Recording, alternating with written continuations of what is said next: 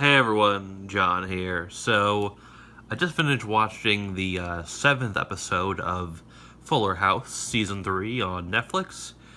There's a total of 9 episodes, and I've watched most of them, so I thought, hey, let's give my thoughts, shall we? Alright, so, yeah, the first season of this show, I was like, yeah, this is okay, it's not too bad. The second season is when I started to kind of dislike it more. I'm like, yeah, this is pretty mediocre. The third season now, I'm liking it a little bit less each season. Let's put it that way. It's getting, I think, weaker. I guess it's still probably around the same level of quality as the second season, just kind of mediocre, but a little bit worse, I guess, because there's. Well, I've seen 2 episodes so far that I'd call flat out bad. The first episode, which we'll talk about in a minute, and then I think it was the fifth episode, which I watched earlier today. Yeah, so the first episode here, it starts off with a musical number. Like, yeah, I'm not kidding. It actually starts off with a musical number, and it's like, really, this is just out of place. I mean, it does turn out to be a dream sequence, but still, it's pretty dumb. I mean, I don't know. In the first episode here, this is at the beginning of summer. I think most of the season takes place in the summer, where last season took place kind of throughout, well, around the same time, which, people would be watching it actually, which made a little more sense, I think. But this one kind of just takes place in the summer, which is whatever. You don't get a lot of funny jokes here. And then in the first episode, we also get this kind of dumb, cliched subplot where you see Stephanie is with her boyfriend Jimmy, also Kimmy's brother, and you see she sees the two of them basically see Kimmy's husband Fernando hug another woman, and it's this cliche plot where they think he's cheating on her, and of course he's not really. It's just some business kind of thing, and he's hugging her because he's happy that. What actually happens is he ends up buying a house that he wants them to move into, but Kimmy's like, no, I can't move into it because I'm here, part of the she-wolf pack. I'll get to that a little later. Um, in the second episode, I started to notice that this show was really kind of overusing the whole quote-unquote laugh track, more the applause kind of feature where it's like, like whenever the characters do something cool, the audience is like, woo, yeah! There's definitely an overuse of that. Like, we saw this in the first episode, too, when a couple characters walked on screen. It's like, woo, like, that's not necessary. Do that if it's like a special guest star, but not if it's like a main character who we all know already. Um, in the second episode, I noticed that I was enjoying DJ's character quite a bit. She had this sort of just likability to her, and it's kind of a little bit adorable. Honestly, just very kind of cute and stuff. Definitely an enjoyable character. I also noticed here that the youngest kid, Tommy, who's basically like the show's version of Michelle, really wasn't being given too much to do, and he's given a little bit more to do later into the season, but like Michelle would always get a lot of those like really kind of like cute, adorable moments. Him, not really as much. He almost kind of feels pointless. Like they could just take him out, and it wouldn't make much of a difference. But they gotta have him in there because they're kind of trying to replicate the original show. What else? There's this interesting thing in the third episode.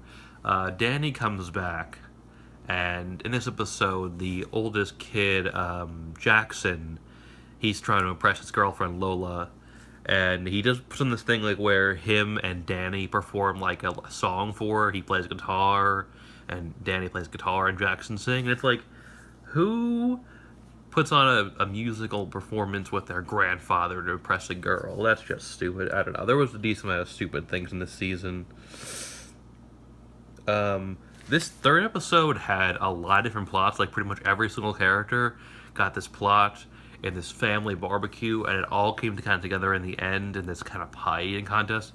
And then they were all resolved like so quickly, which is going to happen when you have that many plots. You had to just run through the resolutions quickly, and it didn't really feel totally believable.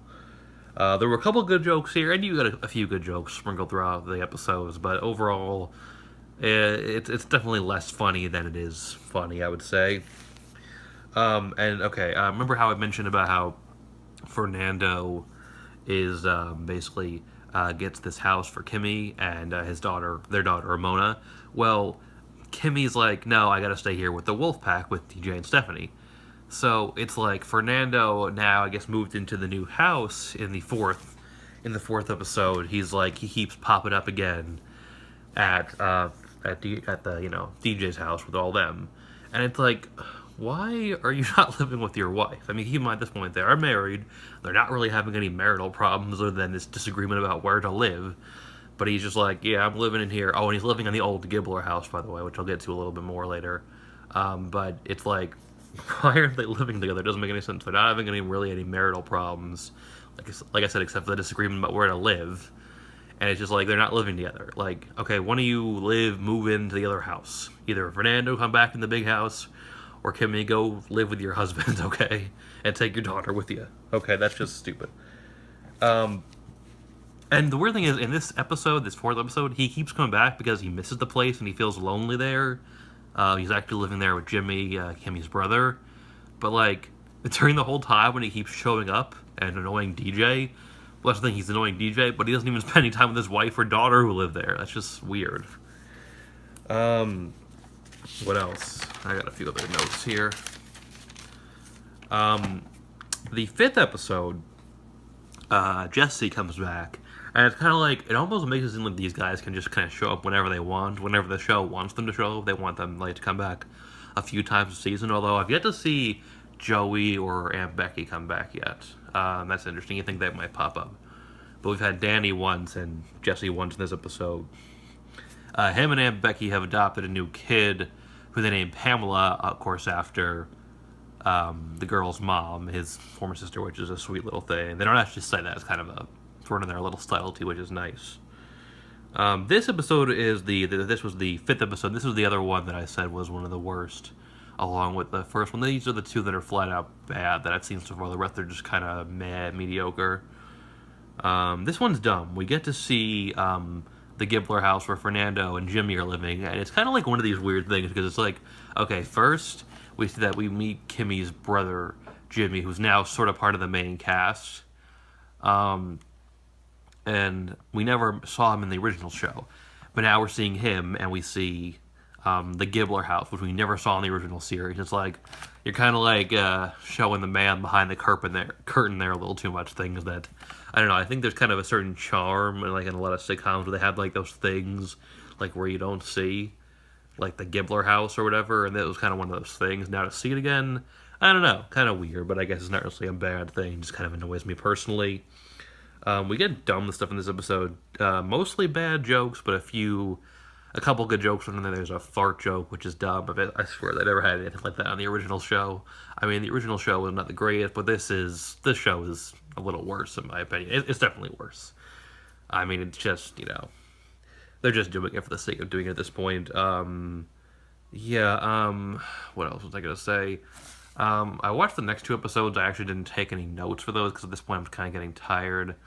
In these two episodes, we get some stuff with, you see DJ and Steve are still friends, and Steve is getting married to a woman, CJ, who's basically just another version of DJ. And obviously, there's, they still have the two of themselves some feelings for each other, which we get into even more in the seventh episode, the one I just finished watching. And it's like, okay. There's actually a nice little moment kind of at the end of that episode, the seventh episode, where it's kind of a sad-ish kind of ending, as opposed to the little, your typical cookie cutter happy ending they do, so that was nice, but it's kind of just obvious, like, where it's going with this, like, they're going to end up getting back together, or at least there's going to be some kind of temptation to get back together again. It's probably going to ruin their other relationships. DJ's got this guy, Steve, who she's getting kind of serious with, and then, of course, Steve is engaged to, like I said, CJ, and eventually there's going to be, I think the season finale is going to be a wedding episode. I was looking at the head, and I saw that. But yeah, overall, this has been, like I said, a pretty bad season. I think I'm still going to keep watching the rest of it. I'm going to watch next season and the one after that, just because I feel a connection to this show. Full House was my childhood. But the thing is, like, okay, Full House, like I said, not a good show, but could be good at times. This show, like, with all the three seasons, I've seen, like, one episode that was kind of genuinely good from the first season. I think I mentioned it when I did my vlog on the first season. The episode was called Mad Max. That one was genuinely kind of good. Nothing really genuinely good so far this season, or from the second season. I never did, like, a review of the second season, but yeah, that was a week season. Yeah, I guess that's all I gotta say for now. I'll try to get some other reviews out soon. I got one thing I want to do for October, and then I got that Ned's the Classified review I gotta do at some point soon enough. I got one thing that I want to do, kind of Halloween themed. Hopefully, I can do that soon enough. And I guess that's all. Thanks for watching, everyone. Bye.